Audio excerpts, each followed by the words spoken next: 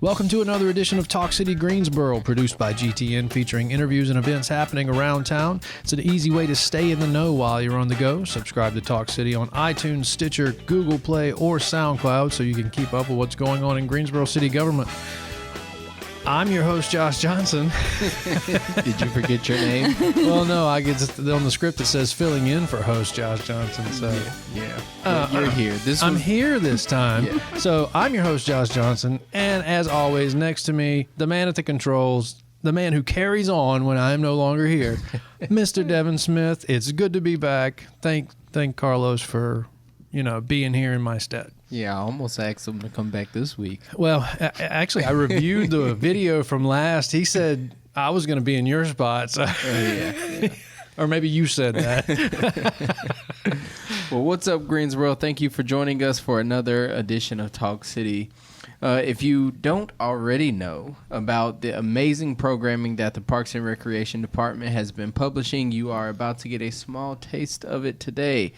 For this episode, we have invited the highly raved about Ms Shelli. You are famous, Ms Shelli. Yes, who has she's been teaching, reading, and doing all sorts of activities to keep our youth engaged during this pandemic and over the summer. So how you doing? And welcome to the Talk City podcast. Thank you. Thanks for coming. Fun.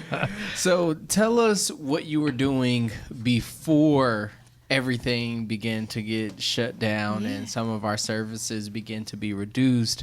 What were you doing before then? Yeah, so I actually started full-time in October, so, and then COVID hit around March, so I had a very brief window to really do a lot and trying to reach a lot of families. So we did some really cool things, like one was called Preschool Power Hour. Mm-hmm. So my role is to work with children 0 to 10 and their parents and caregivers and just find new ways to outreach and work with the families in that capacity. So I was doing these preschool power hours at different locations and different facilities around Greensboro, and then trying to incorporate different sports into those. So we did like golf and soccer and basketball and all kinds of things. And it's a lot of fun to watch these kids try these different sports. So like we made our own bowling pins, and so It was always like a craft and a story time, and then actually doing the activity, like a preschool version of the activity. Right. And so we just tried to do some other activities too, and I was really geared up and ready to go with a lot of awesome programs for the summer, and then bam, COVID. Yeah. So we were going to do like some painting in the park and preschool power hour, or not preschool power, like kangaroo hikes. Yeah. So it'd be like caregivers holding their little babies in those little baby backpack things. Oh, that's and cool. Hiking. So like exploring some of our trails and things like that. So, well, before we go toward what has happened since March, right? What's your background? How did you get to where you are now, as far as being so loved in the youth community? Oh my gosh, you're so flattering.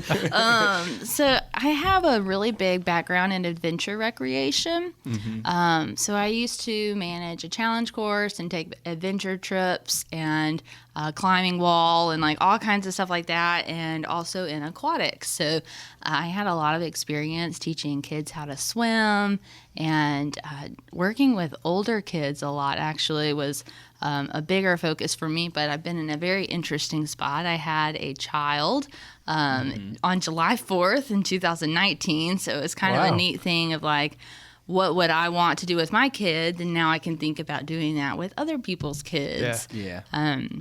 And so it made me, I feel like, a little more relatable for this position. And then I get to tap into my inner child. And, so last week on Facebook Live, we'd made ice cream in a bag. And like, who doesn't love ice cream? And that's such like a fun thing to do as absolutely. A kid. So it's been really cool to just use the different aspects of my background to figure out, how to do things that are relatable to children and think about some things that I did in school. So I actually had like the best 5th grade teacher in the world. And so so did I. she made learning just so much fun. It was like fun disguise, or like learning disguised as fun. Right. And so Yeah. that's kind of been my goal, is how can I incorporate some science and STEAM stuff, so science, technology, engineering, arts, and math, into these regular everyday programs. Yeah.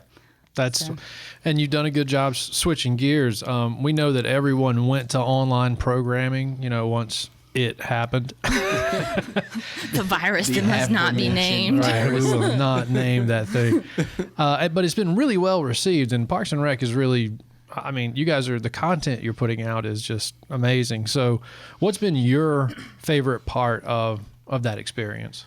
It has been unusual, but it's been really cool because there are programs that we previously could have done, and specifically for me, my position being so new, because it didn't look anything like this before I came on board. It was a very different description and layout of this position. So with this, our focus in Parks and Rec is to have FaceTime with our residents, right? Mm-hmm. And so a really neat thing that has come of this is we've been able to reach probably a lot more people that may not have known about us otherwise. Mm-hmm. And these preschool families that I've been working with, I think a lot of them have gotten to know me in a different capacity, and they're seeing, these 10 to 20 minute segments sometimes, and just learning more about me as a person. So hopefully that's getting to them to, say, okay, sure, we like her. So whenever we can get back to in-person programs, then let's go do things with Ms Shelli. Mm-hmm. So I'm hoping that's what happens. But it's just been really neat, the amount of people that we've gotten to reach, and just in a different way. And so, people are at work or working from home with their kids, and this is just such an easy thing to just turn on. Mm-hmm. And then people are interacting with us through comments and participating in competitions that we're having, submitting pictures and all kinds of things. It's been an interesting way to engage the community, and I think we've been doing a really great job and very successful. And just Parks and Rec as a whole, I think, has done a really great job with that. Yeah, I would agree with that. Yeah, I don't think that this virtual world that we've been living in for the last few months is going to go away. I think when we do have the opportunity, nothing can replace face-to-face time, but right.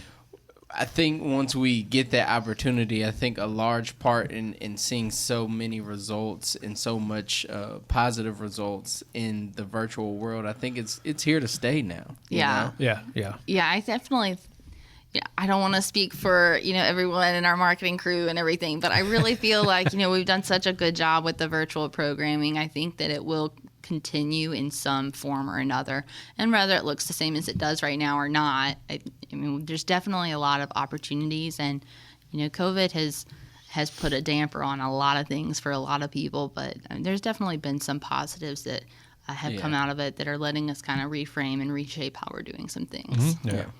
So tell us what type of events happen on Adventures with Ms Shelli. Yeah. So I'm really open to whatever the public wants to do. So I love when people are like, hey, we're really missing this, and this. Mm-hmm. And do you think we could do something kind of along that line? So coming into this position, Parks and Rec had done a 20-year master plan called Plan to Play, mm-hmm. and it found a really big gap in programming for 0 to 5-year-olds and their parents and caregivers, and also just a big gap in activities related to those kids. So we, it's not just that we weren't we didn't have programs, but it's like just all activities. We were really missing the boat on this, because just because they're young kids doesn't mean they don't want things to do too, right? Absolutely. And have some socialization in that way.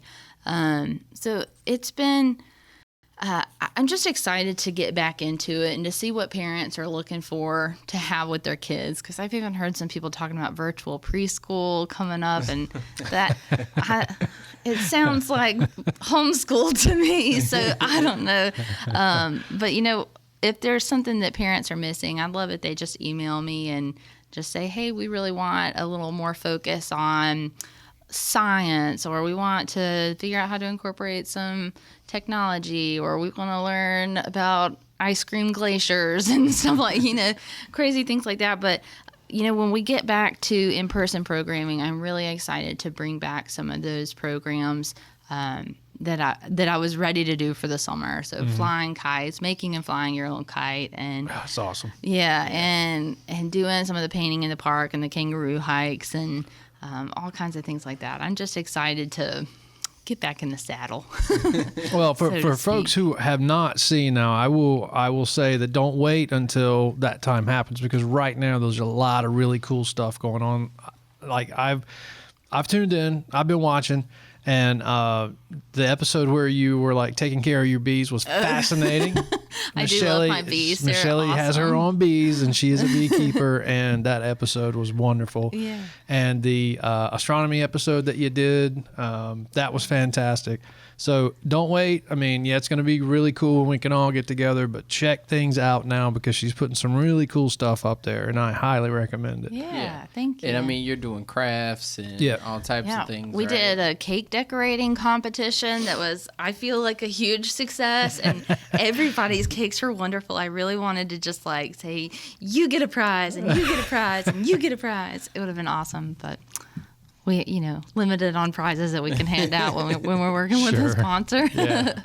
Well, what's next? What's next for Ms Shelli once things begin to open up? In addition to what you just mentioned, or what's next online? I mean, what do you got coming up? Yeah, so tomorrow we're going to take a dive into geology with some pancakes. So I hope you're hungry. You can have a geology pancake lunch. So we'll talk about the different types of rocks, and then kind of not tomorrow, Wednesday. Right. And so we'll talk about the different kinds of rock formations, and then kind of make them with pancakes.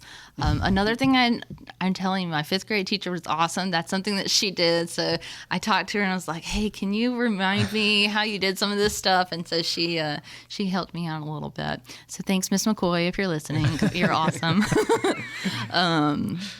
But I'm just excited to, keep doing a variety of STEAM programs, which I think, again, I just really like the idea of learning disguised as fun. It's fun. Yeah. So as much like hands-on experiential education as I can offer, that's what I want to do.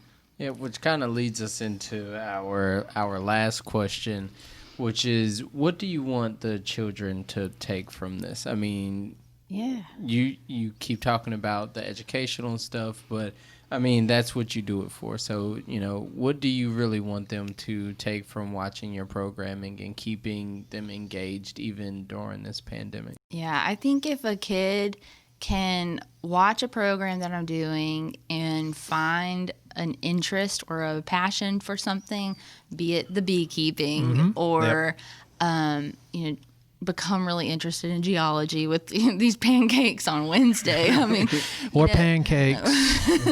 or Cooking, pancakes. I mean, yeah. I mean, these things that I'm doing are teaching.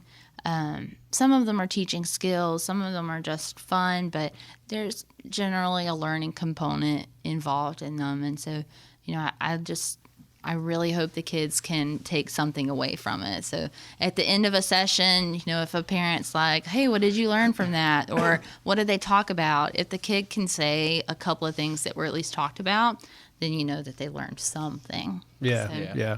And being a fan, Ms Shelli, I will also say that they take away that they continue to keep that sense of wonder, which is a theme throughout all of the stuff that you're doing. Your segments, Mikey's segments, everything that Parks and Rec is putting up, it kind of inspires that continued sense of wonder and discovery. So that's super important as well. So Yeah. thank Yeah, you. Wonder is just wonderful, right? It is. Like, It it's just- truly is. To stay curious about the world around you, and to realize that there's always a neat way to do something or do something differently than you may have thought before. It's pretty incredible. Yep, you guys are doing it. It's awesome. Yeah. Yeah, thanks. And please, everyone, don't forget that you can find out about all the events that are happening online through not only our Parks and Rec department, but also our libraries and Creative Greensboro. They all have virtual programming going on. Yep. And you can find out more information about that at the city's website. So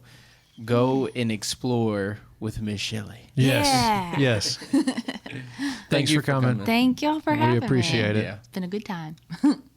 Don't forget, you can. Oh, no, that's the wrong part of the script. You should remind them to stay tuned. Hey, stay tuned in weekly by subscribing to Talk City Greensboro on iTunes, Stitcher, and Google Play. And don't forget, you can download Talk City from SoundCloud. That's it for this week. Thank you for tuning in to Talk City. Be sure to watch GTN, your official source for news and information from the city of Greensboro.